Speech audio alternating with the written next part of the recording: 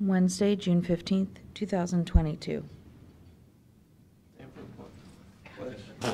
I pledge allegiance to the flag of the United States of America and to the republic for which it stands, one nation, under God, indivisible, with liberty and justice for all. I believe we have some minutes, don't we? Yeah. We do. Motion to approve the Erie County Commission meeting minutes for the meetings of May 25th and June 1st.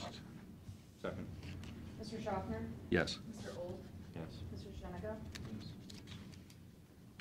So we'll do this bid opening. There were no bids received. So that makes that over. Pardon? It's over. For the time being. That was easy. Oh. All right. You came here just to tell us that? Well, I had beer in case somebody showed up. Dropped a bit off. All right, well, with that said, we'll do the community improvement meeting. Do we have a motion? We have to, it's scheduled for 9:45, so people may be showing up here. Gary will be here, and both Garys will be here. So you want to wait? Probably should. Okay, Hank? You must have something. Sure, of I can talk importance about a to couple talk about. random things.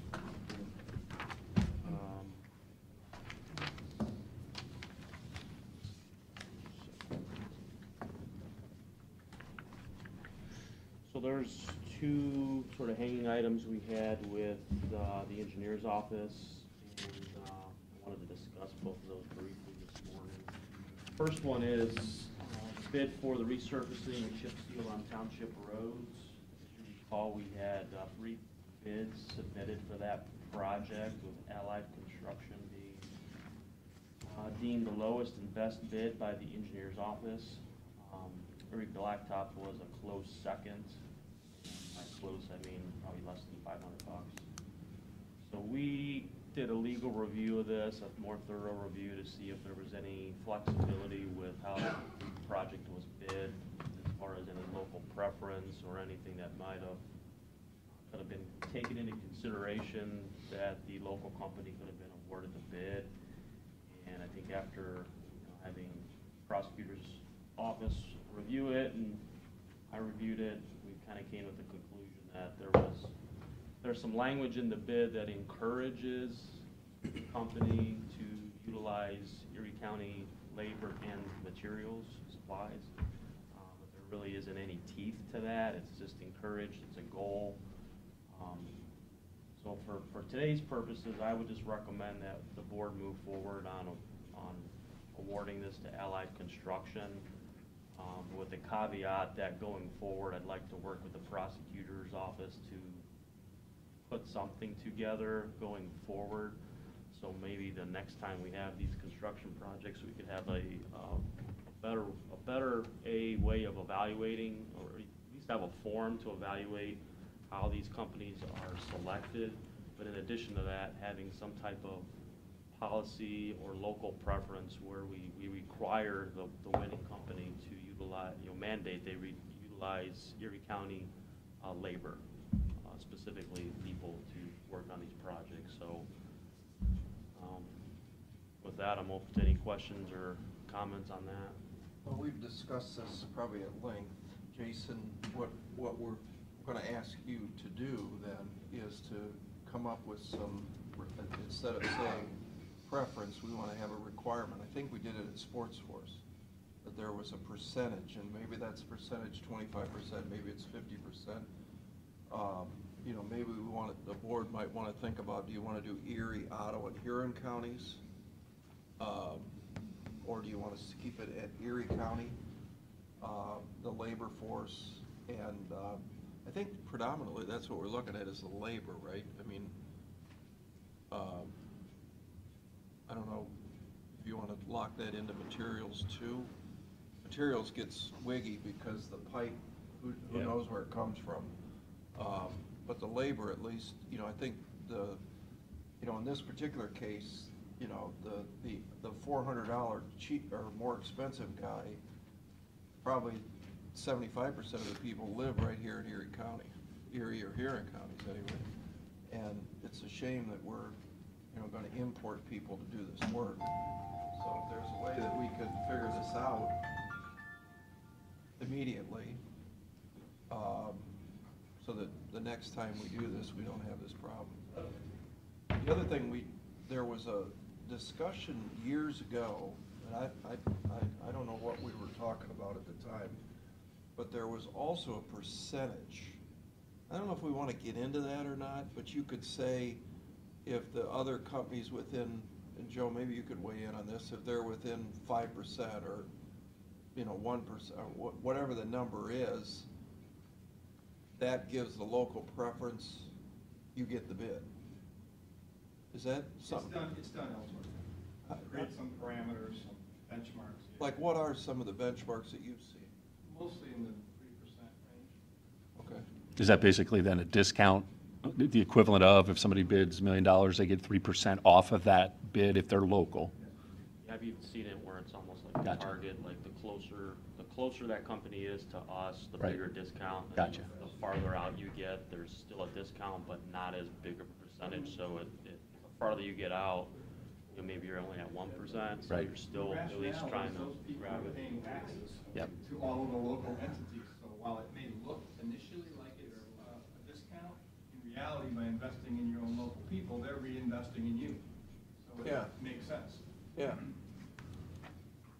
All right, well, we're gonna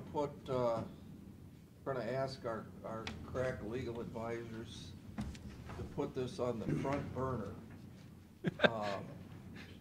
And make this an emergency priority that we get this done. That's hint, Gary. He just walked in, he's like, what? Well, yeah, and I think, we'll just make that a policy of the commission that, if you want to bid a contract, you're gonna have to give us a scoring sheet that shows you've checked these boxes, something along those lines. So, I know you're gonna go back to our friends next door and tell them about the crazy commissioners that are doing this. You understand why we're doing this, is that, Yeah, I understand like why. Joe's saying, these folks are here, they're buying products, they're paying real estate taxes, sales taxes, et cetera, into our communities, in some cases, payroll taxes if they live in cities. My only suggestion is, do not limit it just to Erie County, because then you're taking the competitive bidding away. How many construction companies, asphalt construction companies are in Erie County? Yeah, Erie Blacktop. yeah. So you're gonna take that whole What about the competitive bidding contiguous? segment Just out of Lorraine here in bidding. Seneca, Sandusky. Well, that's why I like the percentage. I mean, the percentage helps keep everything on target in a fair bidding scenario. That's my only suggestion. Could it be contiguous counties? Lorraine, Is that a Huron, term? Seneca, Sandusky. Or a mile within 25 miles adjoining counties?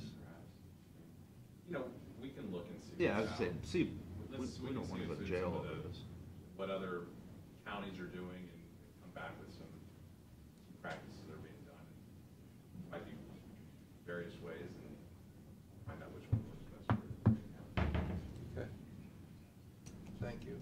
All right, and then Next. the next topic is I want to bring up the resurfacing bid.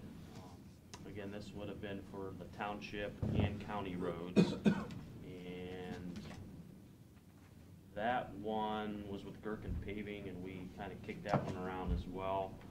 We've recently found out that with the supplemental specifications that were attached to the bid, it does, if Gherkin is willing, it does allow us to award this with reduced quantities without any penalty. Seeing that's the case, I mean, my recommendation would be to just go ahead and award this to Gherkin with the stipulation that we'd like to eliminate Berlin, Main, and Mason roads from the bid. Just be done with it. And see if they'll do it. See if they'll do it. Yeah. If they don't, then we'll have to rebid. So that'd be my recommendation on that one today as Anybody well. have a problem with that? That's fair. Okay. And then the last thing I just wanted to give you, since we are talking about roads, we did get our gas tax number posted yesterday. For June, we got $315,000.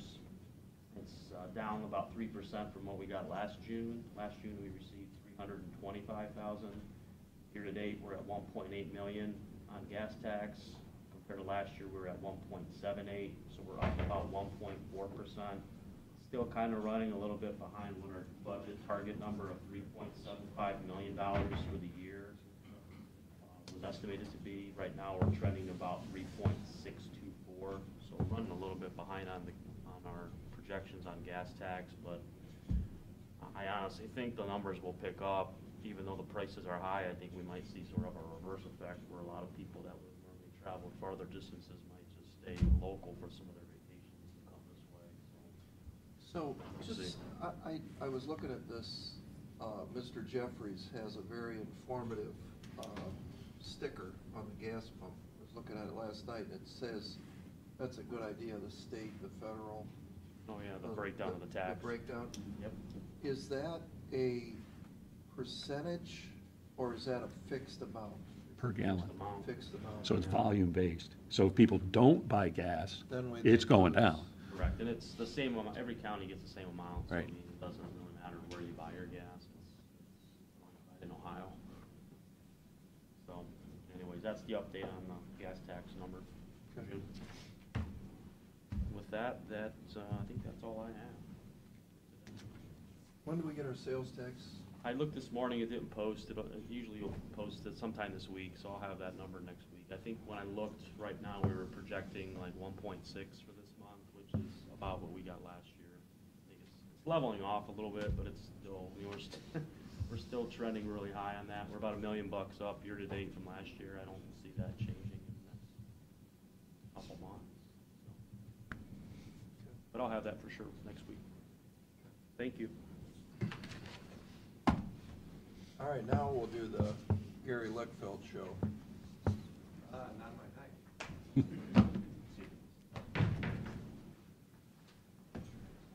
Yeah, probably Peggy. Don't you have to Recess. recess? Yeah, we're gonna recess now. Are you ready? Then we're ready. Okay. So, a motion to recess into the CIC meeting? So move second, whoever. Mr. Shenango? Yes. Mr. Schaffner? Yes. Mr. Gold? Yes. Okay, now, So we'll call this meeting of the Erie County CIC to order at 9:45 a.m. on June 15th. And Aaron, would you call the roll, please? Mr. Jeffrey? Here. Mr. Littfeld? Here. Mr. Henners? Here. Mr. Monsher? Here. Mr. Reister? Yes.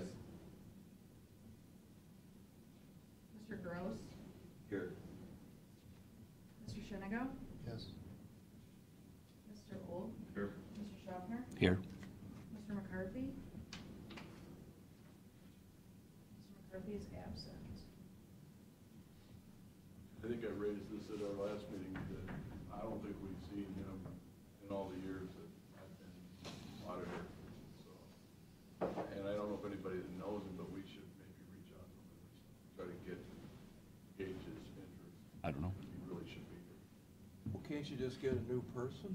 Is there term limits on this deal? Yeah, what happens, Pat, is we have an annual meeting normally in December, and in December we appoint our membership and our trustees, so that's the point in time. I might ask any of our members who know of a good labor representative, because Bob represented labor. Right. If you have anybody in mind of, like myself or Rick know of a potential successor.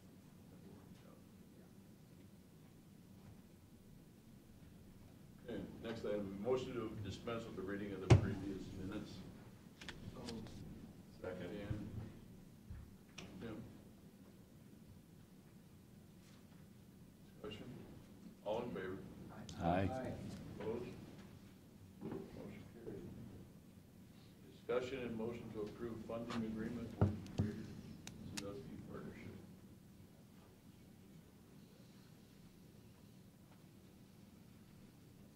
Mr. President, I am like at a loss of what's going on. I'll admit it. I haven't got a full reading on what's going on, so if you could explain kind of what's transpired.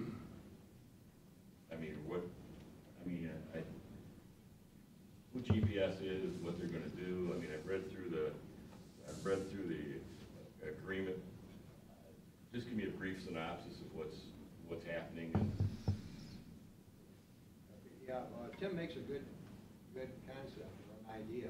First thing, I believe, Aaron, you sent a copy of the draft agreement to all the members. It had a straight draft agreement for 35 years. The Erie CIC has always entered into an agreement if you give money to somebody else. With that said, the other thing is there any representative here from the greater? Yes. Actually, there is. It's your lucky day. Here he is. I'm Tim Reese, how you doing? Tim Jones. I'm a trustee over at Market Township. Oh, nice to meet you. You want me to take a few minutes? Just Yes, if you would. Yeah, So Joe, I apologize, I only brought 7 copies of this. And I learned a long time ago that the commissioners get the first 3 copies. Because I'm not done. They've seen this before. Hank, I think you've seen Yeah, it got before. You want me to run some copies? I've got 4 more copies that you guys can figure out how to distribute. And I can send you Well- more. Can we have Aaron make everybody a copy? I'm only gonna take 5 minutes at the most, so. Joe? Kind of stand over here if I can find everybody. So, Greater Sandusky Partnership, while it came into legal being at the end of 2021, has been a concept that's been discussed in town for. Can I interrupt 1 second? Tell us your name.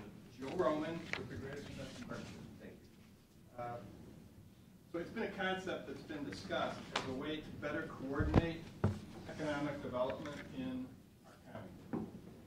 We are, some of the things I've observed already, and I got warned and had some great conversations with a lot of people in this room, is that for a county of 75,000 people, we have much too much infrastructure for economic development. We have many organizations, they're all paying rent, they're all paying people, and so on and so forth. I don't think we're getting the best bang for our collective bucks, and that's what we're trying to do.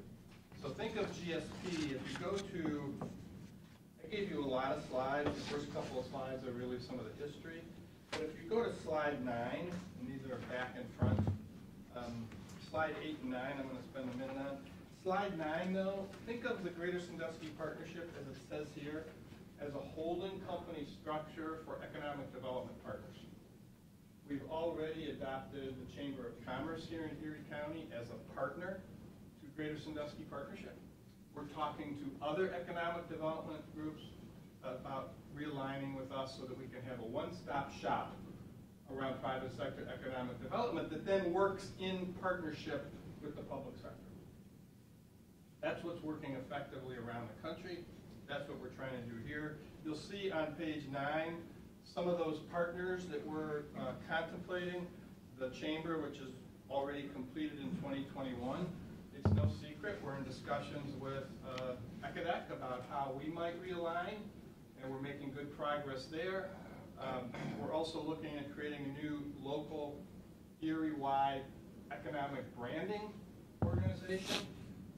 I think all of you know we've done a great job in this place of marketing our tourist destinations, but we haven't marketed the economic branding of the location. We need more people. The whole strategy around GSP, very simple. If you go to page, just a few slides back, if you go to page 13, the GSP organization has adopted one clear mission, and that is we've got to grow this place. You all know better than anybody that for 50 years we've been losing population. Well, how do any of our aspirations for anything in Erie County succeed if we continue to lose 3 to 5% every 10 years? We won't have enough employees. We won't have enough children, we won't have enough youth, we won't have the resources that we need because that tax duplicate will continue to come down. We need to grow the place. So think of GSP as a holding company that will expect its partners to have one driving North Star. everything we do, everything we invest in, everything we invest your dollars in, is driven to grow the place. And the first step is we've got to stem the loss. So what we hope to accomplish in the next 5 to 7 years is to limit that 3 to 5% loss that we're experiencing. Only then can we start thinking about growth. And that's what we're all about. How do we make sure that every dollar we invest is going against that goal? So we've already, and last time I appeared in front of the commissioners, we talked about some things we wanted to do, we're doing. So we've had a successful new state capital bill process. That was only a start. What we're trying to do is organize ourselves so that when we ask the public sector, and in this case, I mean state, federal agencies, for money, we're speaking with as close to one voice as we possibly can. The easiest way to make sure you don't get what you ask for is if several voices are asking for different things. We just did that with the state capital budget that the governor signed yesterday. So we're going to get more money in Erie County than we've gotten before, and for a lot of the projects that we prioritize. We've already launched a census study. We're not going to grow the place if we don't know what's happening to us and why. So we've launched a big census study with Bowling Green to find out where are the indicators, where are the triggers, where are the concerns, and what can we do about it? Not just, oh, we're losing population, but specifically who's leaving and why. What do our commuting patterns look like that might give us opportunities to bring more people here? It's never been done before. The closest we've ever come to it is once in a while ODOT, when they're looking at a new road, might do some patterns of traffic, but that's not really what we need. What we really need is where are our opportunities. So I'm happy to answer questions, but again, think about it as we're a holding company that will try to make sure that the dollars we invest in all of the programming that we work closely with you on will be aimed at growing this place. New policies possibly for housing. New policies possibly for immigration. All of those things need to be in our toolkit. But while they've kind of, another way you might want to look at it is, we've got some great leading indicators. We're all seeing momentum in town. We're all seeing investment occurring. But the lagging indicator is population growth. That's what we have to impact. Or the leading indicators of investment will not be as market valuable 10 years from now as they are today. So does that help? Yeah. I didn't know how much time we had, so I didn't come with Take as much as you want. a long presentation. I have just a couple questions. Joe, basically for you, and I don't want to take up a lot of time. I'm sorry. I don't want to take up a lot of time. Historically, the Erie CIC, under the Ohio law, is to promote economic, industrial, and commercial development. That's our mission. We've had an agreement for 35 years wherever we give money to a particular agency. We've had an agreement, and Erie here has modified it. And some of the things in the agreement, and we will, will you be the contact person? Yep. Okay. I wanted to ask you, it indicated 5 to 7 years. The amount of money we're talking about is $125,000. Do you anticipate between 1 and 5 years spending that particular $125,000 in 1 year or 5 years? Probably 1 to 2. 1 to 2, okay. Again, the more success we can garner, Okay. the quicker we will Yeah, spend. the reason I ask that is that we're going to make the length of the contract. If you're more comfortable with 2, do you feel that you're confident that you can spend the money within a 2-year period? Yes, and I hope to spend it in 1. Okay, fair enough. So that's 2 years. I hope to be coming back here next year to show you what we've done. Right. And see, and the reason for coming back next year to seek your support is I hope you realize that when you invest, when others invest, that allows us to go to the private sector and raise even more dollars. If I had to, again, just an observer, I think the public sector has been doing a better job in the last 3 to 5 years of investing in growth than the private sector has. We've got to raise the stakes in the private sector. Okay. The other thing too is that when you receive government money, and I don't know your history, but you realize that we'll have audits, of course, and the VCB gets an audit, we get an audit. As far as population goes, I may disagree with you to one extent, and I'm old enough to disagree with you. 1950, Erie County, Ohio had a population of 50,000. In 1970, Erie County had a population of 79,600. 2022, Erie County has a population of a little over 75,000. What spurred the growth of Erie County, Ohio was the Ford Motor Company coming here in Erie County in 1957, the expansion of new departures. So what happened was, and we're on the same page, what happened is when we got the automobile factories, then the population came. New departure expanded from Connecticut, their offices in here. So got the industries, the people came, Ford, new departure cut down, the people left. So that's just a little backdrop. So from our perspective, the Erie CIC will be sending to you a contract to review, to sign off. And this motion is to approve a funding agreement. The funding agreement that Aaron had sent to all the members, that is strictly a draft agreement, it's not the final product. Yeah, I haven't seen that. Right, okay, so that's not the final product. The other final thing I'll mention is if any member of the Erie CIC would like to include any obligations or effect of that agreement, contact my cohort Erie with any suggestions to the agreement that you have received. If not, we'll give them 5 days, and then Jerry and I will contact Joe with the funding agreement. Other than that, I think that's the only spiel that I have for you. Just a comment on your population.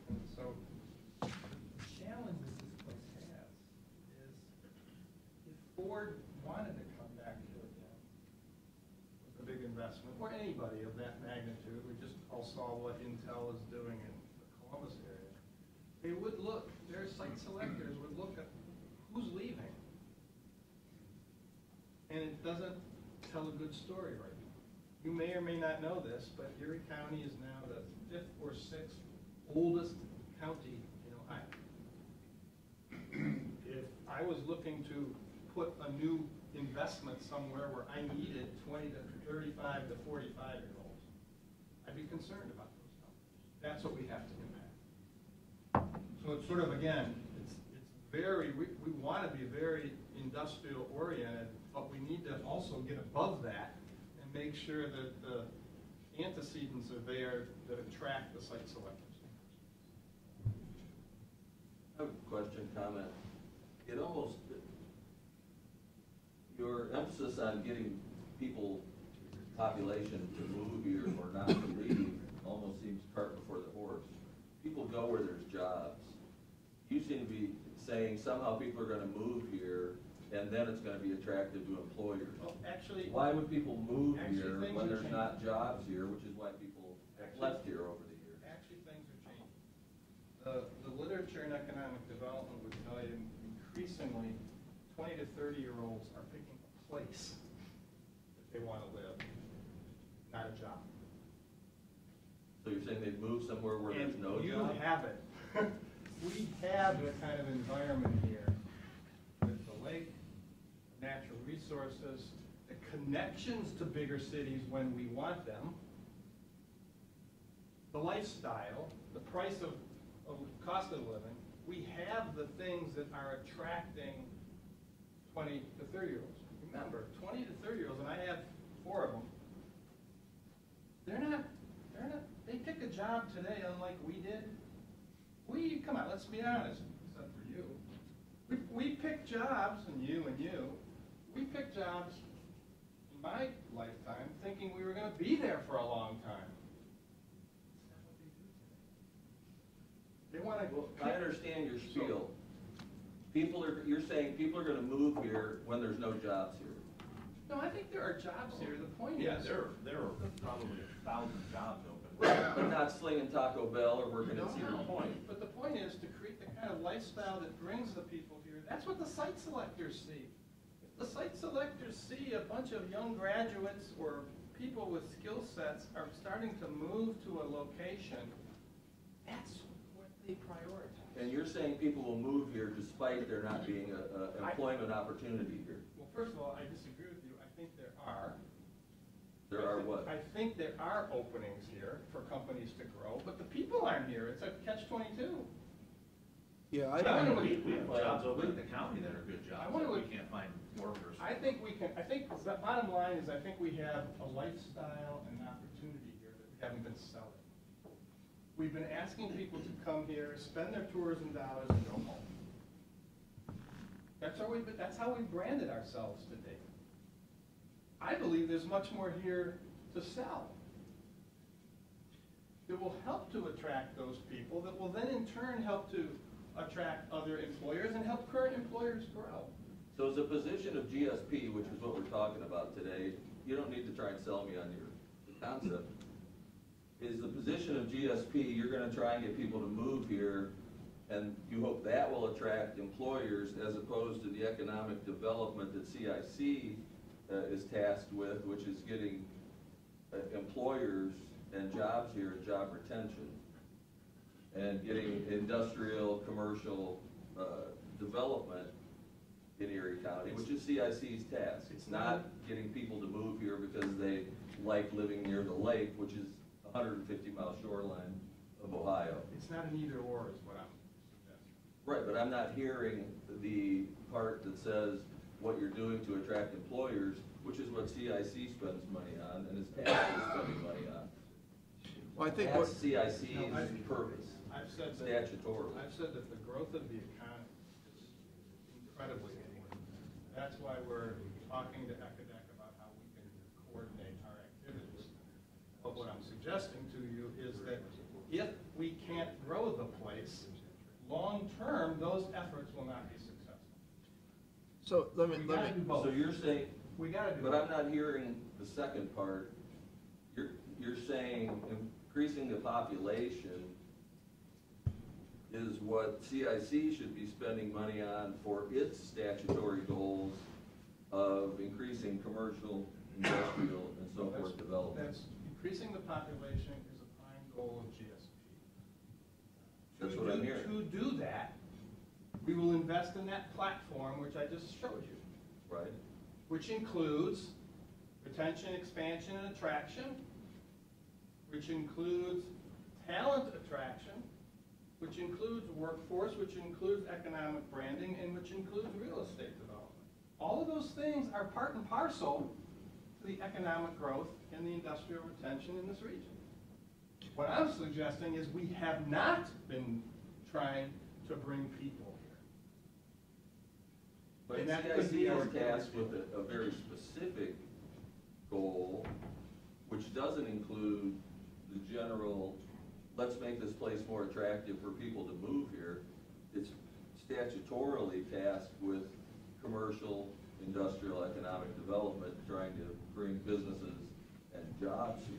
I understand. That's CIC's, Well, and I think it's- what I think it's CIC pretty spends clear. money on. I understand it.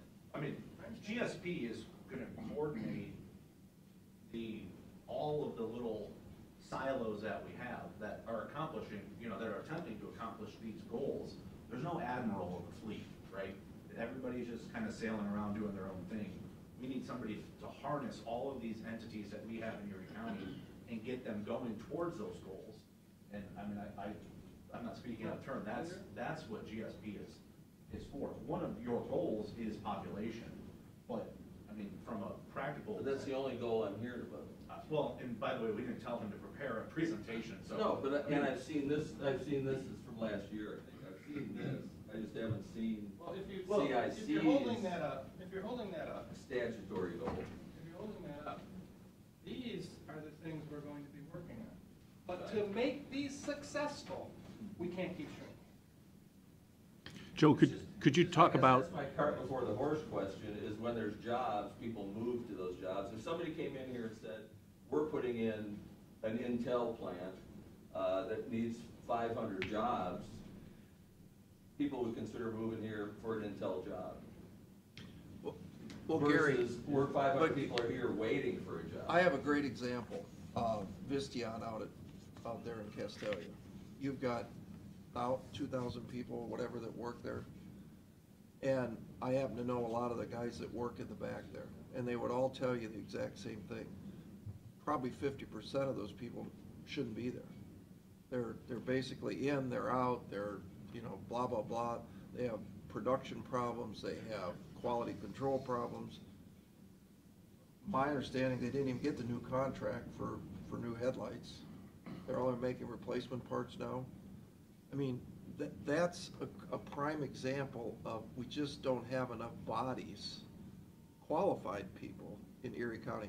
Our Jobs Ohio thingamabob that they have posted, the last time I checked, was 2,200 people, 2,200 jobs within a 20-mile radius are available in Erie County, of which 60 or 70% of them are over $35,000 a year. So what's happened in our new economy that we're living in today, there are no more $10 an hour jobs. Not in Erie County that I know of. I mean, now the jobs are $15, $20 an hour, which is not a terrible. Taco Bell. That's Taco Bell, yeah. I mean, I've got a daughter that works at a restaurant, and she makes almost $30 an hour with her tips. So the opportunities are here to make a lot of money in Erie County right now, and I think any business person, Rob, it's just the way it is now. I mean, the economy has changed, that the labor force is this high, but, I was just at Lowe's this morning, and I asked one of the managers there, how you doing with help? And they said, well, the people that are here, and I look around the Lowe's, and they're all 40, 50-year-old people, retirees. Yeah, they come in every day. I said, well, but you got the help wanted sign out there. We can't even get people to apply for the job. She says, the young people don't want to work. That's just the way it is. Well, Gary, just maybe going here together as a way to bring this to conclusion. Within the agreement, if GSB agreed to funnel dollars to ECADEC for economic development, would that appease your statutory concerns that there's some dollars that will go in economic development then? Because my understanding, Joe, is you pull ECADEC, that dollars will continue to flow to ECADEC to support their mission. Dollars will continue to flow to any entity that's performing at the expected level and contributing to that overall growth picture. Gary, I'll bring up too, the things that really intrigue me about this idea is on those, in that page 9 there on the far right, the catalytic real estate and land development opportunity.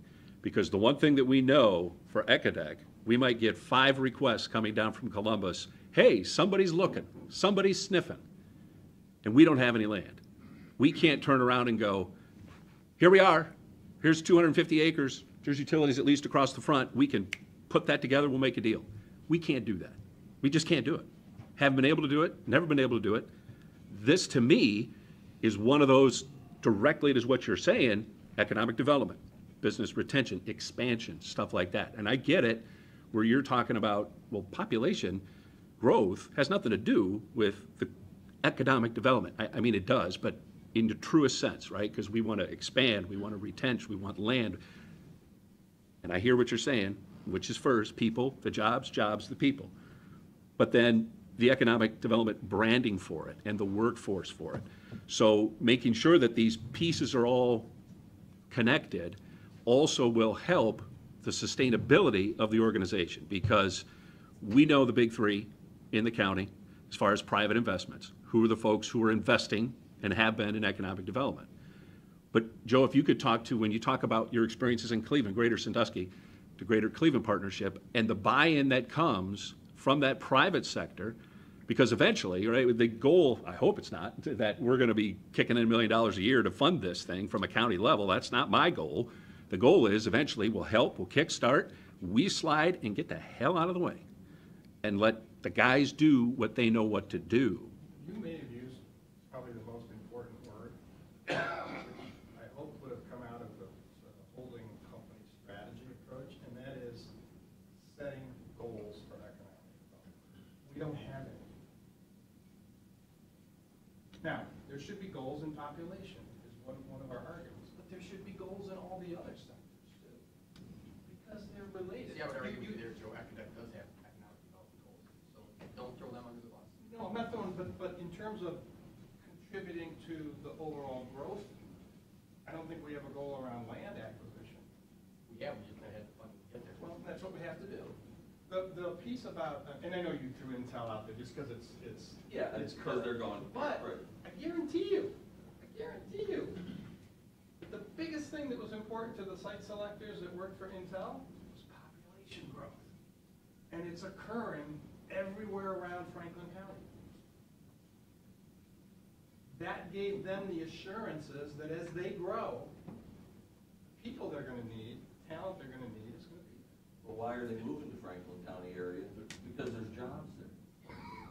Would be my Intel can, point. Intel Because they love Central No, Ohio. no, Intel moved there because of the technology capacity, because of the growth of young people related to Ohio State University. Their Ohio State University is our lake. But they can live there, they can get jobs. Well, of course they can, but Intel saw the population growth that's been happening for the last 20 years. But why do they move to the Columbus area? They're actually looking down. Because it's a cool place to live. But you can get a job there. Yeah, but- You don't move somewhere if you can't get a job. But I how think you gonna what, pay rent? I look at our young people, like my son, some of his friends that have moved back here to Sandusky, they came back here for one reason, Lake Erie. They like being out in the boat, they like doing their stuff on the weekends. That's the only reason they're here. Do they have a job here? Huh? They have a job here. Gary, anybody can get a job here. I can get a job here tomorrow. I mean, A They're- real they're- job. a real job, yeah. A career. A career job. There is so many jobs out there, it's ridiculous. Everybody's I got a screaming kid for in help. Atlanta and a kid in Chicago. Well, bring them back. Well, We'd love to have them. I just came back from Licking County and listened to a half-hour, 45-minute presentation on this Intel property. And I really look at it, if what Joe's trying to do, if we can get this thing put together soon enough, that I think there's still some opportunities to support Intel from here. Because one of the things that I heard down there, and nobody would address the issue, but is that they still have a problem with something we have plenty of, water. Yeah, that's the one thing nobody ever talked about. The biggest resource they need for a chip-making company is water. Well, and the other reason that I was trying to decide why in the hell are they in Licking County? But I now understand it because based on what they were talking about, the vibration that they need to be away from, they can't be even in the landing pattern of the airfield. So they have to figure out a place where, I mean, it can't be in Columbus, it can't be in Franklin County because of all the activity, no interstates. And so they're in Granville and Newark, and I mean, they've already done quite a bit of work and spent a lot of money. But what I heard was that there are some support operations, we would be within 2 hours of them, that potentially we could do. But without having, what Joe said earlier, was it, without having the land inventory, without having a plan and somebody that's actually the one-stop shop, you won't have a chance because other people that are there are gonna jump ahead of you. And Gary, to your point, I think it's chicken and the egg. I don't think you can divorce the two. First time I heard this concept was what we met was doing at Cedar Fair, is that Cedar Point was one night, one day, that's all they were marketing. And then all of a sudden, he comes to town, he starts talking about staying 3 to 4 days. It's the same concept in my mind. It's trying to get people to come here and spend more time and actually ultimately relocate here, so, for what it's worth. Isn't the elephant in the room the fact that many of these people we're talking about, these younger folks, don't need an office?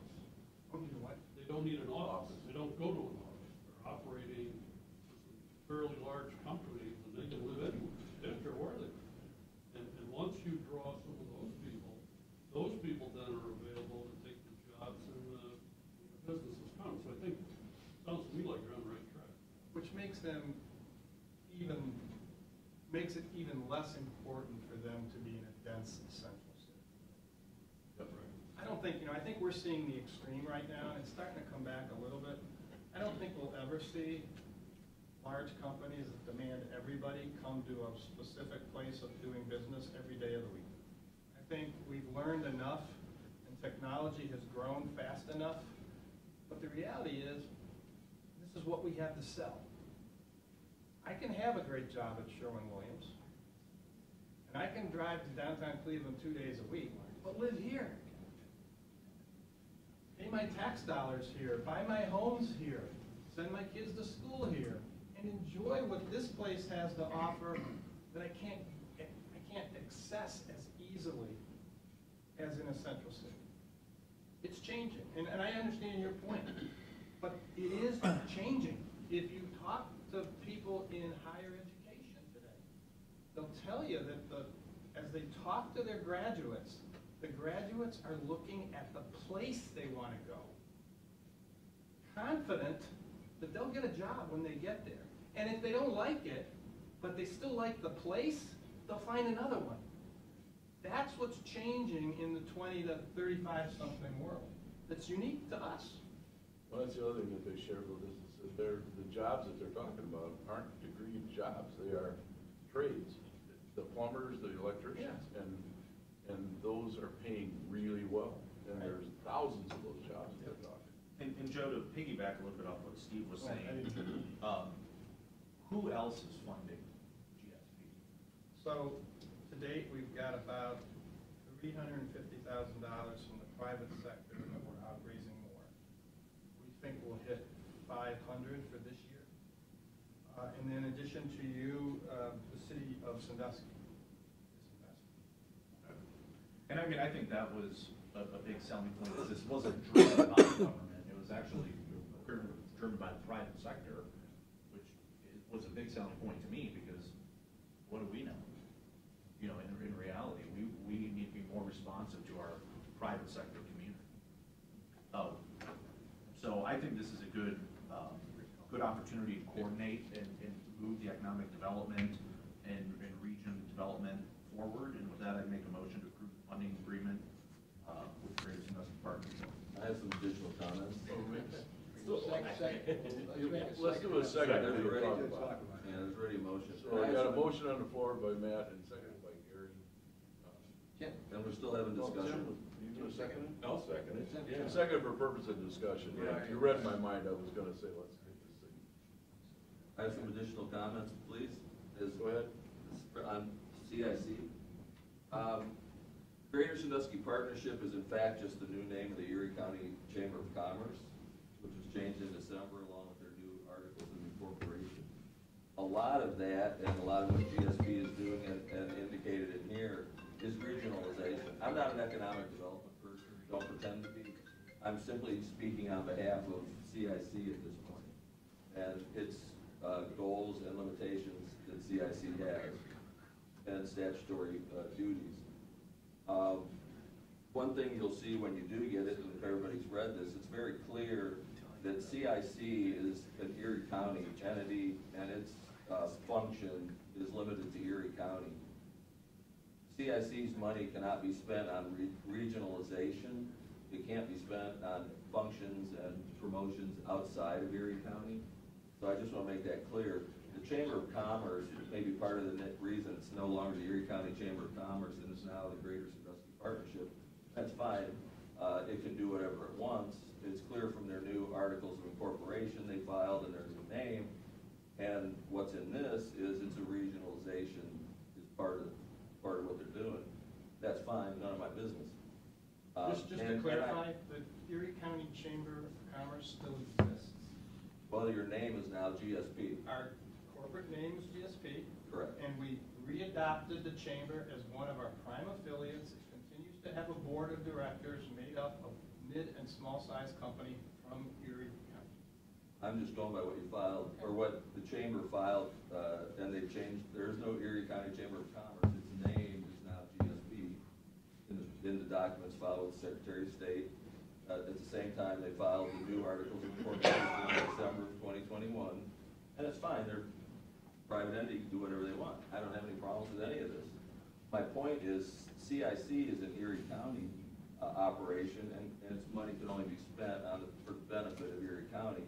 So I just want to make sure everyone understands that the contract that will govern the money that will be donated from the commissioners through the CIC to the GSP can only be spent for the benefit of Erie County, regardless of what regionalization, GSP, or anyone else is doing, which I understand regionalization's another big buzzword and goal of everything.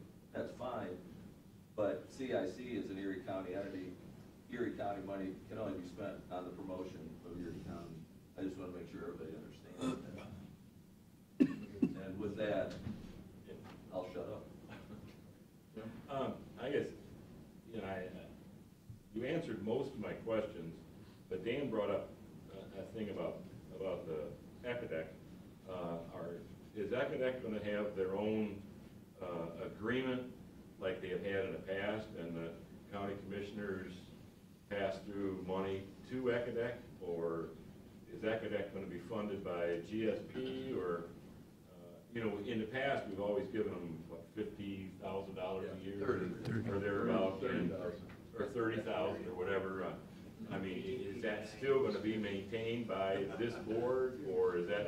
It'll go through GSP. It'll go through GSP. Do we have an agreement with, does GSP have an agreement with ECADEC that they're going to continue to be funded, or is ECADEC just, I mean, because they have a lot of programs that have helped small businesses in Margaret Township.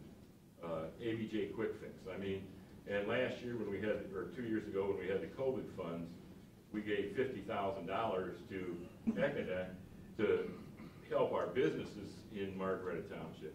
So they have a valuable place as far as Margaret Township is concerned. We would like to see their programs continued and continue to be funded.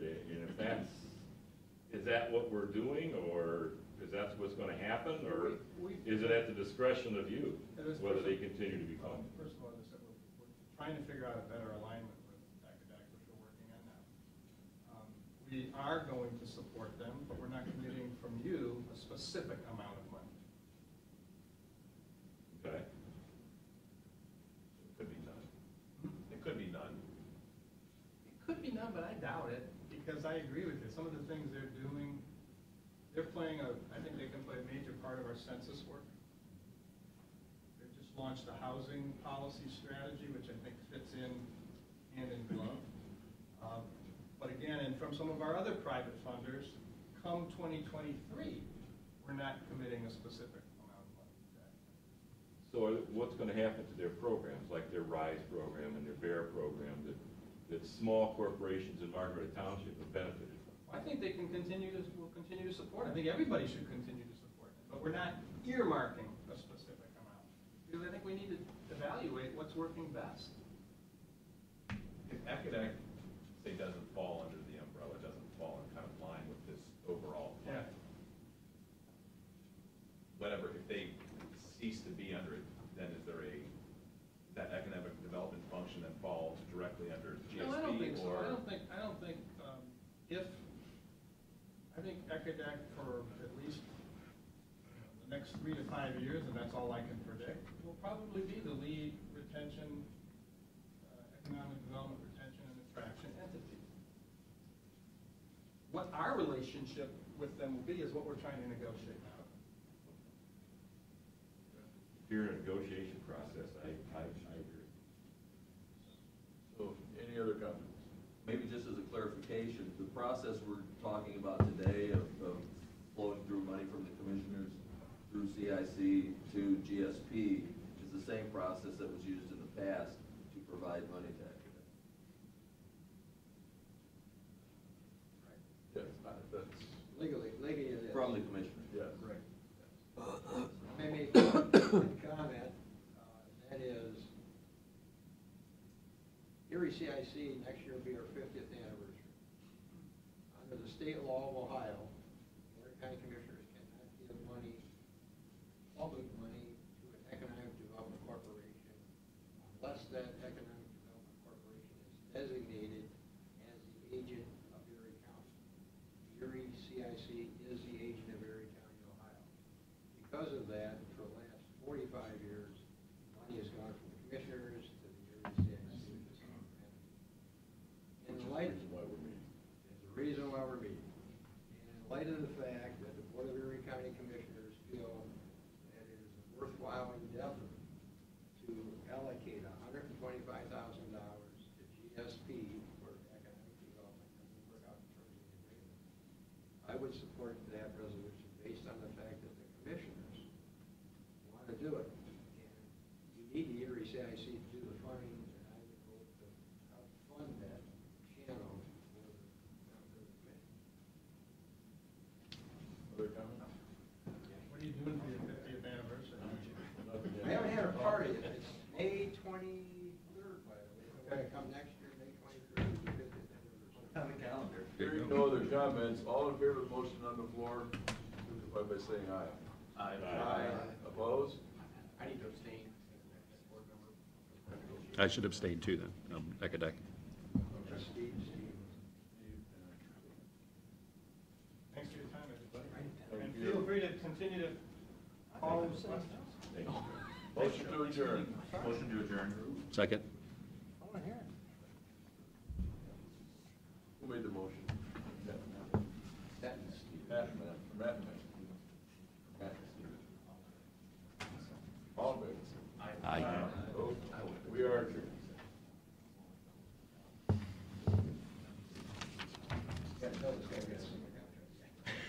By the way, we ain't got the microphone. Until we get the money.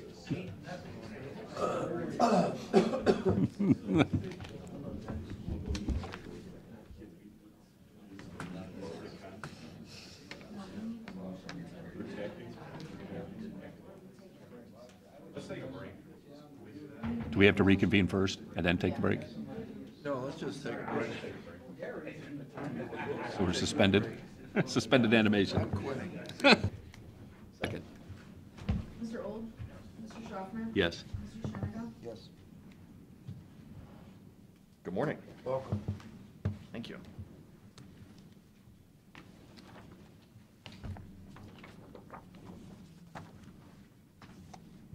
Your show? Oh, okay. Did I include our most current lease in the stuff that I gave you guys? You know, these leases right here? Yes. I don't know if that was thought included occurred to in me a as I copy was of the leaving my invoice. office this The morning. current one?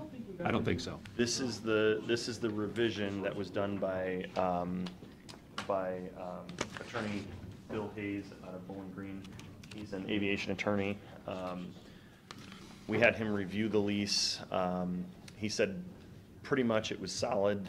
There were portions of it that the board wanted to adjust, mainly taking out and putting a blank in the rental area, a blank in the terms, that sort of thing, and then shoring up the language in it that requires that the property be used for aviation use.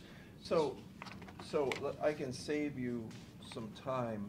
One of the things that I looked at is there doesn't appear to be a legal description of what the building, I can't see, when you say you're gonna lease me a spot, the land, I can't see what the definition, is that exterior of the building? That'd be the footprint of the building for those I don't leases. think it says that, does it, Jason, as I remember? It's not clearly defined. I think it was just a general description, but Yeah, it just says lot number 22 or whatever, but it doesn't really say where the building is. And the point behind that is that when you go and you go back to, and these are basically all the same, and you go into the back, let me find a page. It just describes it as the land underlying the hangar. Yeah. So when it says here,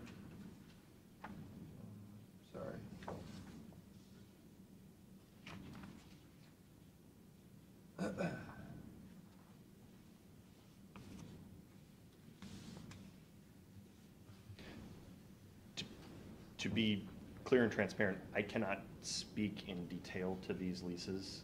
I was not there when they were negotiated. The new lease, I will definitely require that a survey be done, that it be included as an exhibit in the lease and filed with the county records office in Ottawa County. Some of those are filed. Some of those do include that Exhibit A, but some of them also do not.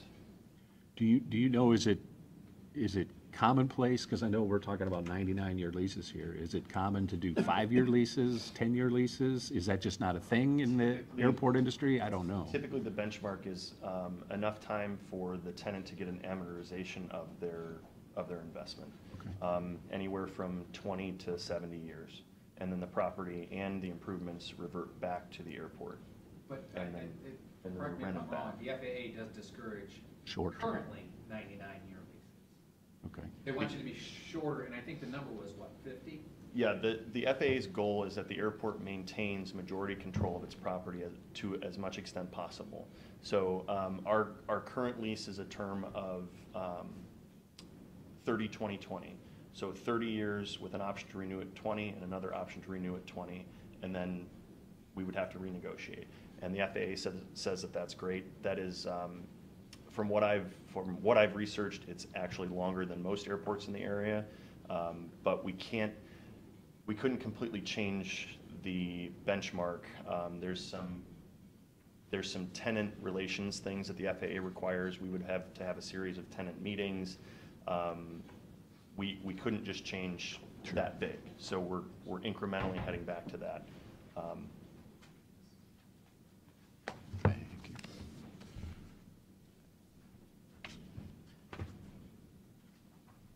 So, it's number N on all these leases. And it says that lessor, you, will remove snow from ramps and taxiways. So the spirit of this lease is the aeronautical property. And rather than have a number of different property maintenance companies on the airfield, we elected to make sure that we were responsible for snow removal and grass cutting within the aeronautical fence. It keeps our minimum standards up to date. We're responsible for that. But it doesn't say that within the aeronautical. What it says is, correct, and that's now pushed us to be responsible for snow removal and mowing in some of the non-aeronautical properties that are on leased property. and my point is that it says lessor will mow the grass, but it doesn't say where the grass is. So in the case of building,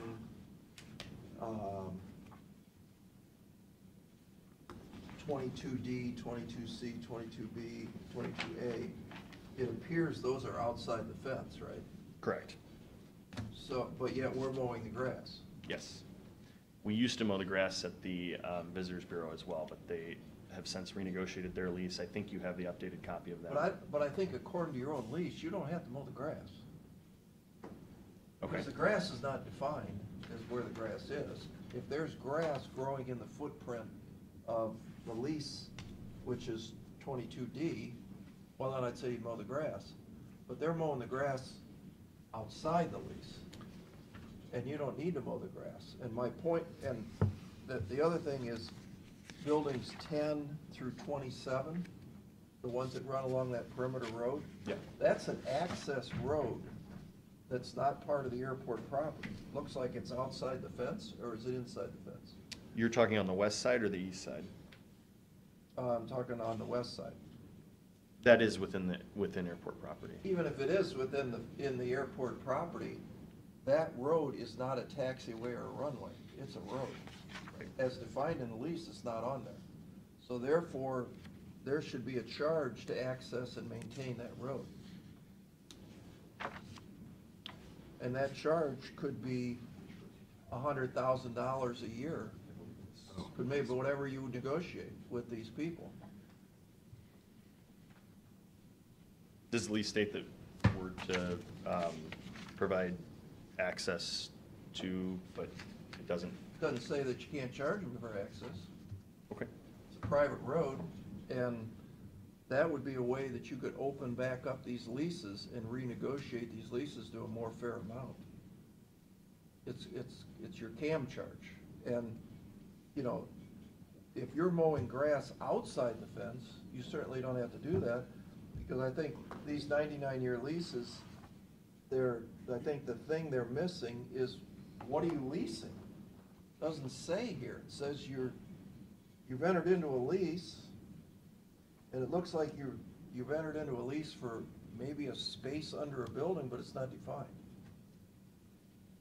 So, to me, anything that's not a taxiway or a runway, if it's an access road, even if it is within the airport, I don't know that you couldn't, well, where yours is, Rob, that's probably inside the fence, and you need to drive your airplane on it, so it's a taxiway or a runway. But buildings 22, 20C, all those ones that are clearly outside the fence, they clearly don't have roadways to them.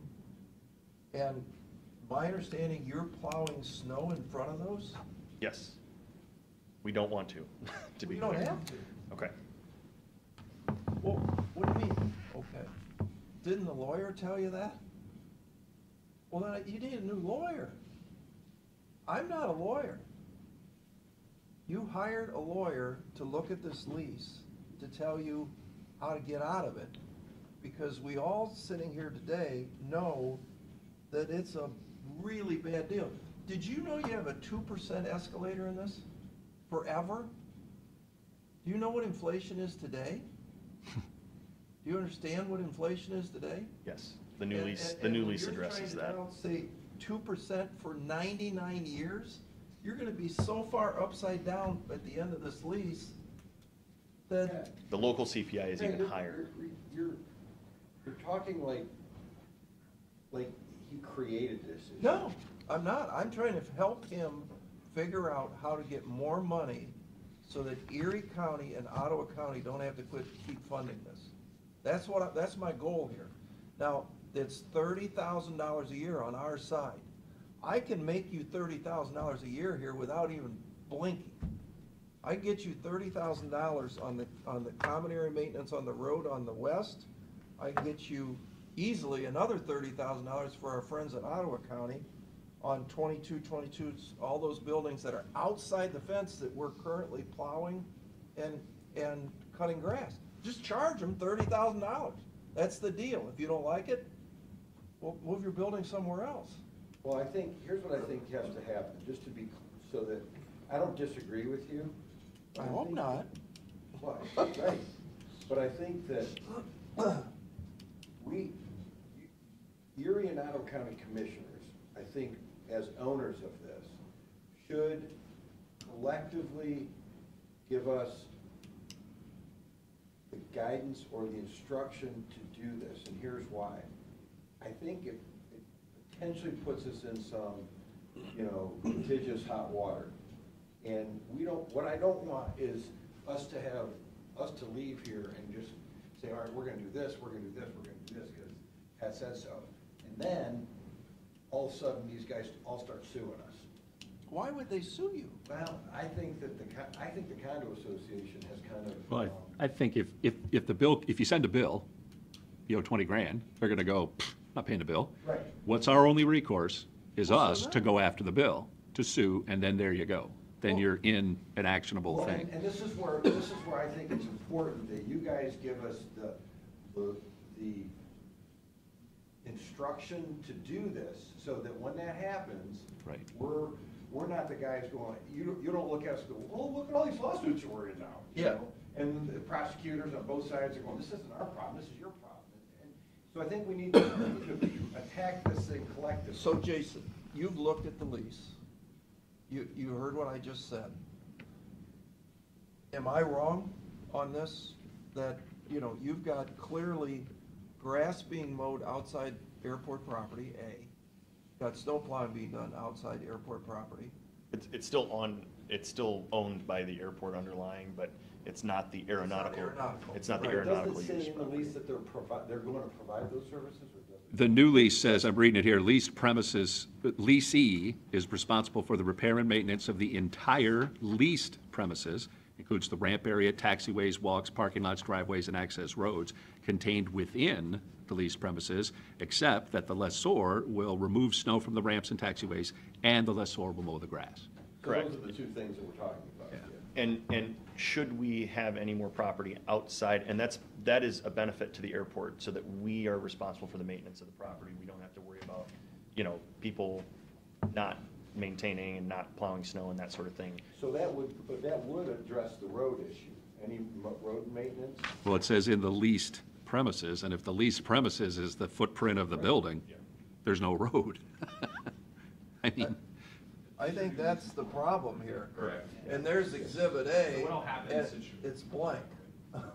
What'll happen in situations then going forward, so if you have a new lease or an existing lease, the new lease, if you've got a new lease, there was a new lessee, they're gonna be responsible for some portion of the road or the grass. How is that amount going to be determined? Especially if it's shared, like you've got, grass area, there's gonna be maybe multiple lessees. Yeah. Percentage based?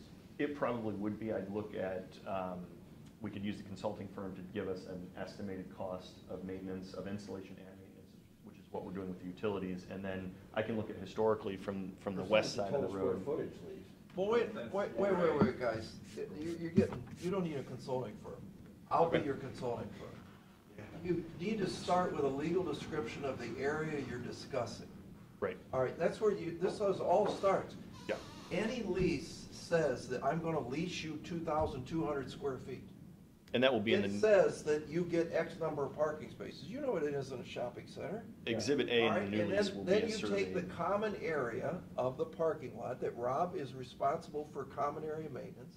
You divide by the 50,000 square feet that's in that particular center. If he's renting 2,000 square feet, he gets 2,000 square feet of the 50,000. This doesn't take a consultant to do this. This is very easy. The problem is these leases don't define where the spot is. So you've now got, to me, these leases are garbage. Because what these leases are saying is that, well, yeah, you can build yourself a building and you pay us $2,000 for 99 years. That's the crux of this. All these people, not your fault, not this board's fault, took advantage of a situation, and they now own a piece of property on a multi-million-dollar taxiway for free for 99 years with a 2% escalator. Now, that's water over the dam. I'm not trying to argue this point. What I'm trying to fix is you need more money. You're coming here crying to us that you don't have enough money. You've told us, not you, but your predecessors, that that airport will be self-sufficient soon. Soon. I've been here, seems like a lifetime now, and soon is never coming. So you owe us $125,000, $150,000? $138,500. $138,500. We want our money. And we signed an agreement with Ottawa County that said, if you don't pay, they pay. They guarantee the loan. So now Ottawa County's got to pay us $138,000. Well, you see how nice that's going to go over with our friends from Ottawa County. That's not a good thing. So I'm trying to help you fix this. I appreciate that. Gary or Jason, is the fact that there's no description of the leased property like you would see if it was a house, where you would say this point, this steps, blah, blah, blah. The fact that that's not included in the leases, I'm guessing that's not enough, legally speaking, to tip the scales the other way that says, oh, we can redo it to get that into the lease. And if we can do that, then could we add an addendum, something like that? I'm guessing probably not, but Then it takes two parties, so. But- I think these are still lessees right now. yeah. But correct me if I'm wrong, 90% of these are the same lease. All signed for 99 years by Steve Huddock, the board president. The lease doesn't, every one of these, Exhibit A is blank. It just talks about, building number 22. It talks about taxiways, it talks about runways, and it talks about grass. Now, to me, when I read that lease, if there's grass under building 22B, I'd say I guess we gotta maintain it. But if you wanna talk about grass way over there, that's part of this man's operation, I don't see why we gotta cut the grass. I mean, this guy's running a storage facility and we're paying for it. Now, that's a smoking hot deal, if you ask me, especially when he's paying $4,521 a year for a giant building. That's a pretty good deal. That costs us more than that to cut the grass and plow the snow. This grass is on airport property. No, correct? it's on airport property, but it's not inside the Well, runway. so in the store, but to get a better idea, in the storage condo area, there really isn't any grass. Yeah, there is. There's a few sections of Very, very small areas. sections. We're looking at it right there. We got aerial. Yeah, so where are you talking? All this under 23D, that's all grass. It's just a raw It's got field, I grass, think. grass. I don't think it's a, There's grass in Yeah, here. actually, this is all pavement now. All this is. This pavement. is paved? Yep, all this is paved. Oh, there's another building Yeah, there? that building wasn't built, but he's got it marked. This is all paved now. This whole area is paved.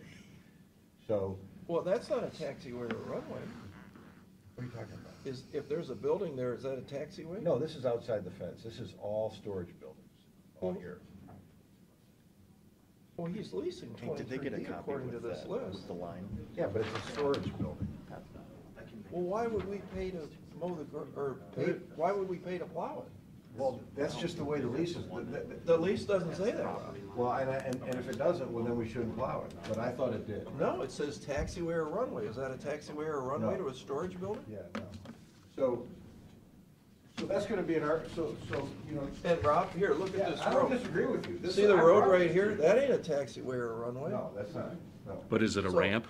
No. It's because it's Because not, the plane it's not goes this aeronautical. way. It's a non-aeronautical move. Yeah, the plane goes This this way, says the ramps and car goes taxis. that way. So charge them $30,000 to drive on the damn road, divide by the square footage of the units, and we're all happy. I was just gonna say, can we turn it into a private club and then let anybody in except who we Doesn't say don't? anything about access to the building. To get on the aeronautical side, on the east side, there is. On the aeronautical side, yes, but not on the car side. I think if we can, so, I've seen a couple of leases. If I can get, we can get all of them, We have them all. copies of all. You got them right here, All baby. right. Enjoy. Some weekend reading. Yeah, and what I wanna do is I wanna map out where each one is. We have it right there. Right. They're all there. In relation to where. The folders might be out of order. Doesn't Ottawa County have a GIS system, And then- right? Up and going, you can go to town? It's all there. And then we can Except that one see, at building. least from our opinion, if there's areas in there that are vague, like what we need to address. And see what potential solutions are. But I mean, also too, even if there's a grassy area that needs to be cut, we don't just necessarily set the figure and say, you have to pay us $30,000. It's gonna have to be based on the actual cost. Certainly, there's gonna be needed administration for that, but. There's administration, there's depreciation, there's future maintenance, there's, you work with me, I'll come up with, Right, I'll come we up have to with make sure that we're $30,000. covered, so we're not out anything, but, Remember, we're not the airport's lawyers. I was just gonna ask you. Oh, you're not? yeah, I mean, looking on behalf of the county commissioners. Yeah. On your behalf, but maybe we could come up with a. Well, our behalf, financial arrangement with the airport. our behalf is these guys keep coming back here for more and more money. And, Yeah, to Rob's point, we want to get out of the $30,000 a year. And we understand we have some obligations in the airport, there may be capital things that come up, but, I mean, my position, I'm not speaking for the board, but my position is, we want to be out of that, and we think you guys internally can handle that. You can come up with any sort of charges, which you can work with our free consultant here, to come up with those. You know, to get both, and I suspect Ottawa County would like out of it too if you ask them, but, you know, that's what we want. And I'm fine with that. I just, like I said, I think it's important that as the owners, both you and Ottawa County should collectively agree on the recommended solution, and we should have that, you know, we should have that in more than just a discussion from you guys, because I just want to cover our butts on how this thing unfolds. I have a So, vision. Here's your solution to that. We're not gonna agree with Ottawa County, no, we're not gonna go have a meeting with them, at least I don't want to. If you guys want to, knock yourself out. I think it's two different discussions, because they're putting in 30,000, we're putting, if they wanna put in $30,000 and throw their money away, that's their business, let them do it. We're only talking about our $30,000. You're representatives for us, and we don't want it, you're talking to the board, I think we can all agree, we don't wanna keep throwing this money into there forever when we see a solution. And so if Ottawa County they don't wanna get into any of this stuff, okay, that's fine. It's not a problem. Let them keep paying the $30,000. Now you only got a $30,000 nut, and I know. Like divorced parents, you and Ottawa County. Oh, no, we're, You don't want to talk together. we love one another. They're our good friends. What? No, we don't want to get divorced. We love them, but we don't want to step on their toes. If they might like the idea of giving $30,000, they may enjoy that process. We don't. I think that you guys are looking. Is that fair to say? Yeah. It's not our business. It's not our business, yeah. That's. We don't, we think, because we've heard, as you've said for years, it should be self-sufficient, at least to the point of the 30,000. It should be able to find that somewhere. We agree with that. We think there should be a way to find that some way. Understandably, the leases are what they are, and that might not be the route to go. But we're not willing to just accept it. That's not acceptable. It's not acceptable. It's not being done efficient, take your adjective. It's not being done, I don't want to say correctly, because I'm not the expert. I'm certainly not involved in airports. But it's just not working. Maybe that's the word. It's just not working. And it's not working for us. And I get it, it's 30,000. In the grand scheme of things for us, we're not, you sneeze, whoop, there's 30,000. That's not the issue. The issue is we see an issue. We figured out that the leases are like, what? And I get it, they are what they are. Legal is legal is. Maybe you can't change those per se, but there has to be ways to find a way to make this work. And I guess what we're telling the board, and in essence Ottawa County and to Clay, is got to find a way to make this work, because what's the alternative? We're out. Rob, do you want me to? We don't want that. Do you want me to make a motion or something more formal? Is that what you're asking for direction? If I make a motion, say it's the intent of the hearing, not to continue annual operation funding for the airport, and we're tasking our board members with getting us there, is that what you're looking for? I mean, that could be a start, but. Or you want a letter? Yeah, I think that there are several components to this. I'm in total agreement that with, especially, the outside the fence lease operations, they're getting an absolute sweetheart deal. I mean, there's a developer that made a lot of money, building buildings on somebody else's land. I wish the airport built those. And so, We would be and that's water under the bridge. And to the degree that you guys can look at these leases and kind of fix some of that common area stuff, I think that's great. And I don't think that Ottawa County would have any issue, with that. I just wish that,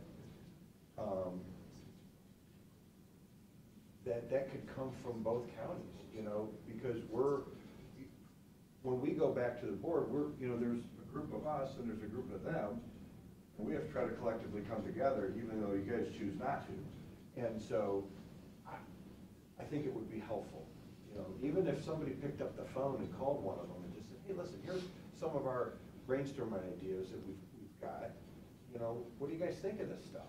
And would you get on board? I've spoken to them, and I think they just have a different philosophy. They're a lot more hands-off. They are. Than we are. They clearly are. Whatever you guys want. They're like, hey, old school, you run your thing. What about, can't you, I know the drag strip down in Norwalk's different size stuff, but they do IndyCar races at airports. Can't you close it down for a weekend and make $100,000 because you rent it out to somebody to come in and have a big festival or something? Yeah, but, so let me It has ask to you be this within question. FAA Let me ask you this guidelines. Yeah, question. I Huron County Airport has like there's no economic Zero. value to that airport. Zero. You know, we have literally hundreds of corporate jets that come into this airport. And if you shut that down when venture wants to come in, Sure. you know, your cell phone is gonna ring at home, you know, and they're gonna be like, what are you doing? I just want to make the point that the value of the airport is not just as a tourism destination and a conduit to tourism. It is an anchor for economic development in the region, and quite arguably, Erie County benefits way far and above what Ottawa County does in that respect. That's why we've invested millions of dollars over the years. Right, and I'm not We sure didn't get why there the without argument, us. right, absolutely. It's a 55-year successful partnership on a key economic asset. Well, Rob, how about we have Hank draft a letter that this board can circulate and sign, and then I'll take that to Ottawa County, say, hey, we'd like you guys to do something similar, and see what they do. I mean, is that, I think I get what Yeah. you're looking for. Would that solve your problem? That would help. It would help. I just want, I'm not sure why the emphasis on self-sustainability was so strong with you guys, with the previous director. It is extraordinarily rare. This airport is an example to other GA airports, especially county-owned or airport authority through the county-owned airports. To have an operating funds support from the county of $60,000 combined does not happen in the state of Ohio unless the airport has a business that funds it and has a skeleton staff. Grimes Field, a lot of people like to compare us to Grimes Field. They have one full-time and one part-time person, and all they do is mow grass and plow. Where's Grimesfield? It's down in Urbana, Ohio. It's owned by the city of Urbana. Ashtabula County is very similar to us in that they have business on the field, there's business in the area. Their county contributes $250,000 a year to their airport. They have an endowment, which is another thing that I'm working on. It's taking longer than I expected, but they have an endowment that contributes close to $700,000 a year in operating funds, in addition to the county's $250,000. It is rare that our airport is able to be as close to the black as it is. And I'm not sure why that paradigm wasn't explained previously, but investment in the airport is still needed going forward, Well, just to be one clear. thing I don't want to do is compare us to other counties. I mean, we're different, and as nice as Urbana, Ohio is, it's not Port Clinton, it's not Sandusky. I mean, we just simply have a different airport, we have a different environment, and I will personally call the Ashtabula County Commissioner and tell them, this is how we do it. I don't think that's necessary, but I'm just, I was asked to get some comparisons and to try and see where we do compare to other airports in the state. And Well, let's not go down that loophole of comparing us to other airports because we're better, simply because of our location. It's not anything we did, we just got lucky.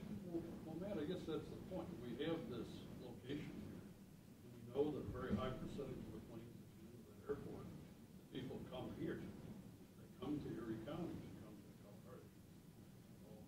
All the attractions we have here, we know they come to Fabtech, they come to all the other businesses in this area. I was by there once, randomly about a week and a half ago, and there were, I counted 17 planes on the tarmac, 4 were jets. We sell a lot of fuel. And I jokingly said many times, it's kind of just a glorified gas station. You pump fuel into the jets, you pump gas into the planes. That's the biggest source of income. Now, some of that is there's some rental money out there, sure, for some of these hangars, but part of what we rely on is the fact that those people buy fuel from us. And that's not a big money maker, but that's the major money maker. I guess when I stand back and look at it and say, you know, what are the other sources of income we can have? When you can't drive the rents too high, you can't drive that too high, you won't have any planes. and I, Wait, let me stop you on that. You said drive what rents? Well, I'm saying if we start talking about leases and stuff. Well, no, but you said rents. Are we leasing out hangars to yeah, people? we do. Oh, we do. we have county-owned. Okay, that's not what we're referring to. No, I understand it, but maybe rent was the wrong word. Okay. Income from Right. hangaring planes, however you want to put that. whether it's in nightly rental or it's in leases or Yeah, whatever. yeah, yeah. I mean, there's a component of money that we collect every year Yeah. from these obligations of these places. And- People come to us and they build their building and we don't give them any money for the building, we rent them the property, we lease them the property for a certain amount. And yeah, I don't think there's anyone that'll disagree with, you look at those leases and you say, what the hell were we thinking? You know, I mean, So, a lot of those were 15 years ago. so to be, no, actually, they were all just recently. Well, yeah. They were re-signed recently, right before him, which to me sounds a little shifty. And I'm gonna say the word shifty because it sure seems funny that all of a sudden we just all did these again. For 99 years? I'm not gonna put a name on any of those. I'm not gonna say that I agree or disagree with you. But I wanna go back to the fact that, you know, the place has to be supported somehow. Agreed. Attempting to support it, I think in the last year, we've made some sizable changes in the operation. Ain't gonna happen overnight, guys. I mean, you can't go in and press the button and the next day, all of a sudden, the place brings down some money. I mean, I think we have targets for the future. We still have people looking for hangars. We have changed the way a lot of those hangars are used, which I think is going to be as far as our benefit in the long run. I think we're getting ourselves back to where we're playing within the letter of the law with the FAA, which is very important to us because as you well know, we get a lot of FAA money. So you don't walk out of here and misunderstand what I'm saying. Oh, I don't misunderstand at all, Pat. I Okay. understand exactly what All you're right. saying. You I guys guess- have done a very nice job of doing what you're doing. I understand, but I You've guess- done the Hamptons of the Midwest, you got all the planes coming in, you're selling the gas, blah, blah, blah. That's your business as the board, no problem. And keep doing what you're doing. You get to decide the rent or the lease on your hangars, that's your business. We're not trying to get into that. What we're trying to say is that when you take a major, could have been a major income stream and sign 99-year leases with 2% escalators, I am looking for a sliver of a way to make a little bit more money to eliminate us from the equation.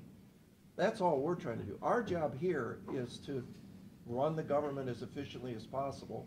If we can eliminate $30,000, that buys us a third of a sheriff's deputy, which is more important to the community, our taxpayers, that they're safe, than this airport is. That airport's affecting a few people that are on airplanes, all right? I think, The I sheriff totally is- oppose that. I disagree with that. I don't fly, I don't own a plane, I don't fly, but I disagree with that. Why?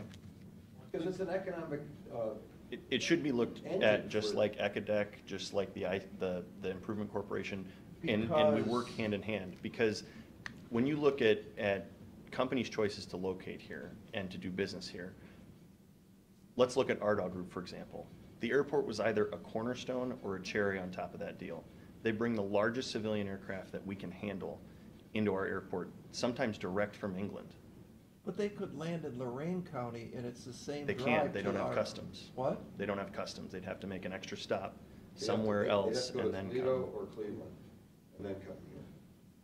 Well, You got me there. yeah, without going down my point, I mean, I think The other piece too is that 30,000, I had every intention of asking for an increase, because if you look at our current employee, I understand, Pat, but you look at our current employees, they're equivalent to county garage employees, okay? Name me a county garage employee in Erie County, or any county in the state, that, for that matter, that's been there for almost 15 years, that makes less than $20 an hour.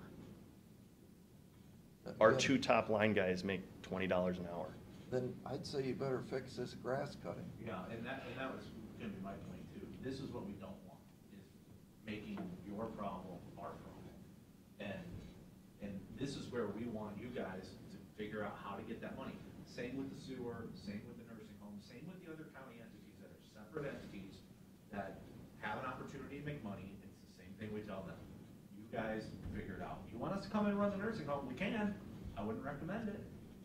But it's, when you take the money, we have a say, and what we're trying to convey is, let's get there.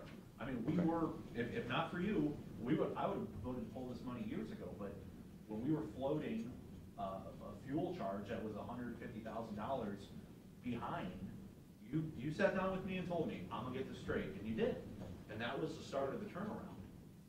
We're no longer carrying people's personal fuel consumption. So you guys are moving in the right direction. We're happy about it. We're just gonna keep pushing until we get there. And we understand in the interim, it may be necessary to give some more money. But we've got to keep moving in this direction. And what I don't want to hear is, oh, now we're moving in the right direction, we need a little more money. Because that's what we've been hearing. Well, And that's what I'd like to get out. I think some of this stuff's gonna take some time. And there's been some pretty big moves made, and there's a lot more to be made. What comes out of the leases will be very interesting to know. Maybe it's time to readjust some of that if that's possible.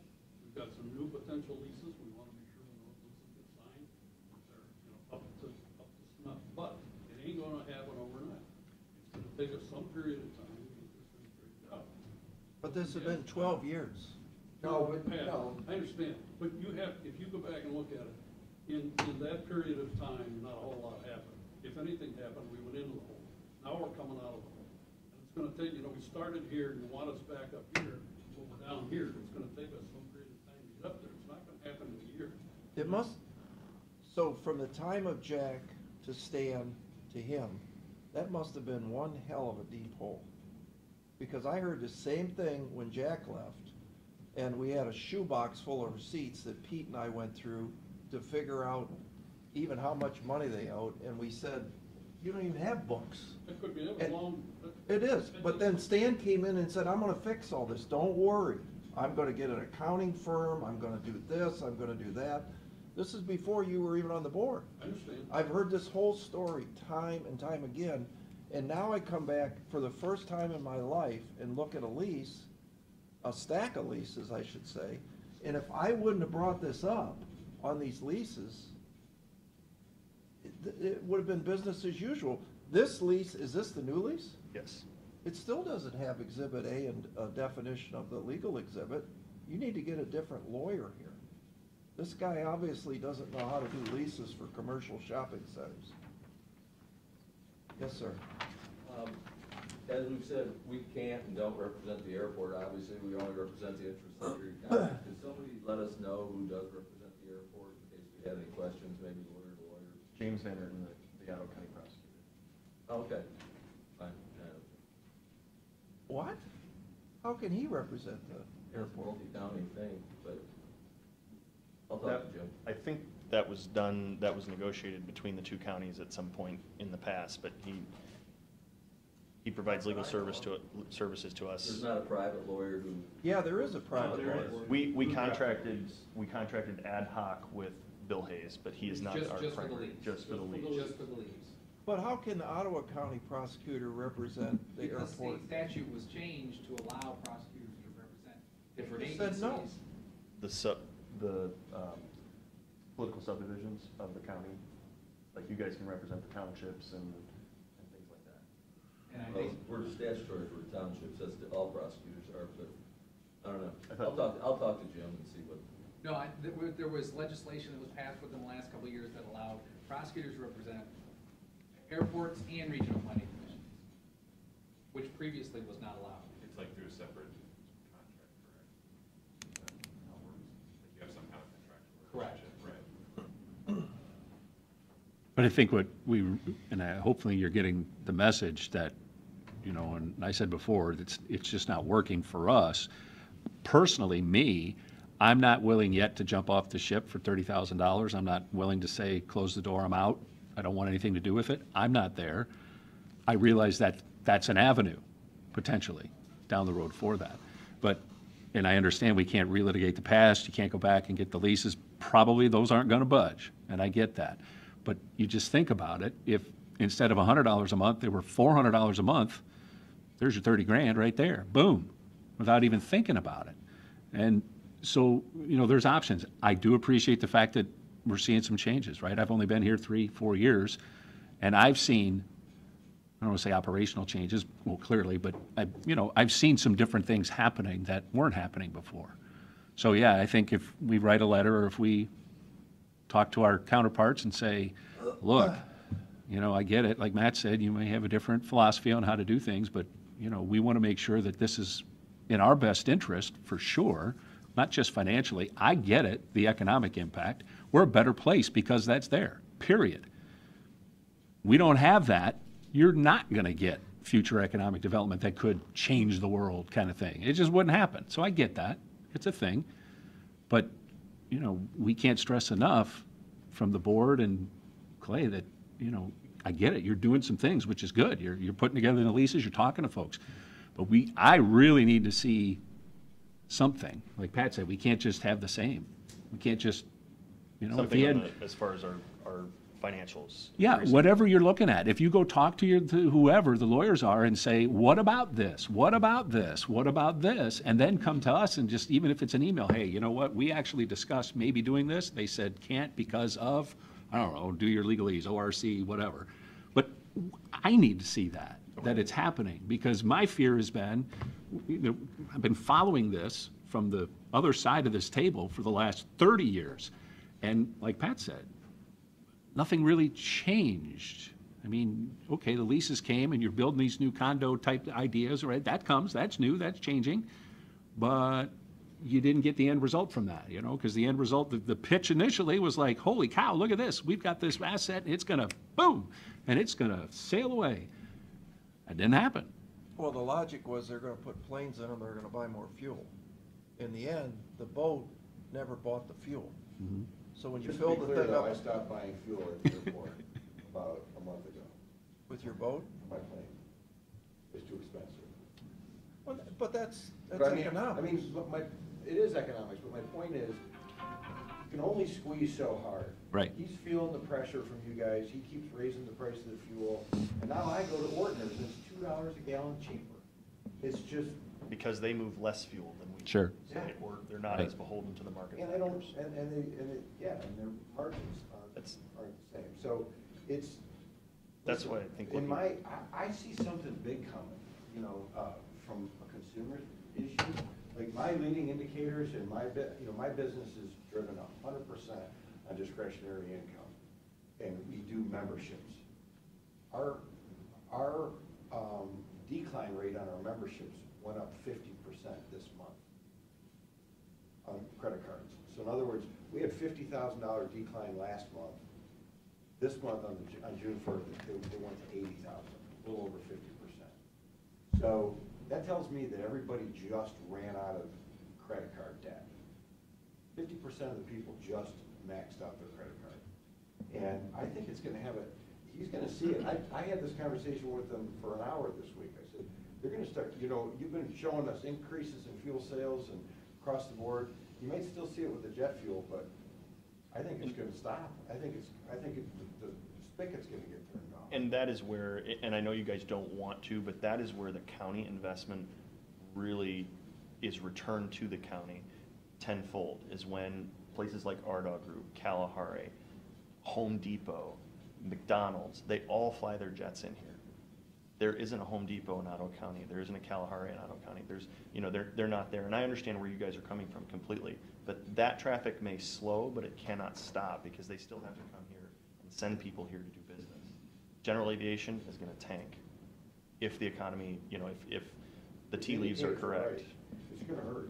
Mhm. And I also said, I'm worried about our wait list for new hangars. I think that once we, dove down into, peeled the onion layers back on all the other hangars and the boats and got them all out, and he's in the process of removing, people are selling hangars now that have owned them for years without airplanes. Once all that gets done and the smoke clears, I'd be surprised if we lease all that ground that we're preparing right now. I was able to reduce the cost of the utilities materials by approximately $150,000, but it's still $610,000 to install utilities over there. So I'm still working to reduce that cost, but we're heading in the right direction there.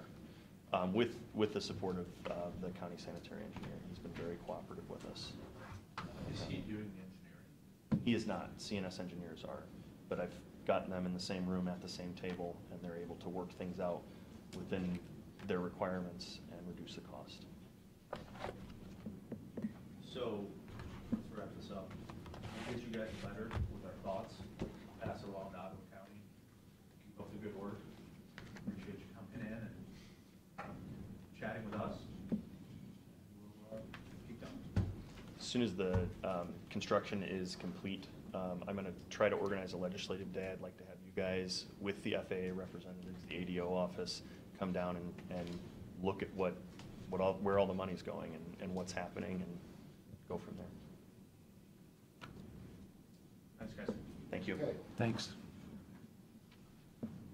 Now for the real show. That's right. We have to go in executive session. Huh? Oh, yeah, go ahead and do the resolutions. Move for adoption resolution, Board of Commissioners, for the purpose of authorizing the county auditor to make interfund transfers. Second. Yes. Mr. Old? Mr. Shenango? Move for adoption resolution, Board of Commissioners, for the purpose of authorizing the county auditor to make supplemental appropriations and budget modifications. Mr. Stroffman? Yes. Mr. Old? Mr. Shenango? Yes. Move for adoption resolution, Board of Commissioners, for the purpose of executing payment of then and now certification presented by the county auditor. Mr. Stroffner? Yes. Mr. Old? Yes. Mr. Shenango? Yes. Move for adoption resolution, Board of Commissioners, for the purpose of confirming an agreement between the Ehovie Career Center and the Erie County Sheriff. Mr. Stroffner? Yes. Mr. Old? Mr. Shenango? Yes. Move for adoption resolution, Board of Commissioners, for the purpose of entering into a maintenance agreement with Micrographic Technology Services. Mr. Stroffner? Yes. Mr. Old? Mr. Shenango? Yes. Move for adoption resolution, Board of Commissioners, for the purpose of entering into a memorandum of understanding with the Greater Ohio Workforce Board, Area 7 in the state of Ohio. Mr. Stroffner? Yes. Mr. Old? Mr. Shenango? Is that it? Motion to executive session to consider the purchase of property for public purposes. Second. Mr. Old? Mr. Stroffner? Yes. Mr. Shenango? Yes. Executive session? Mr. Second. Old? Yes. Mr. Stroffner? Yes. Mr. Shenango? Yes. Motion to adjourn? Second. Mr. Old? Yes. Mr. Stroffner? Yes. Mr. Shenango? Yes.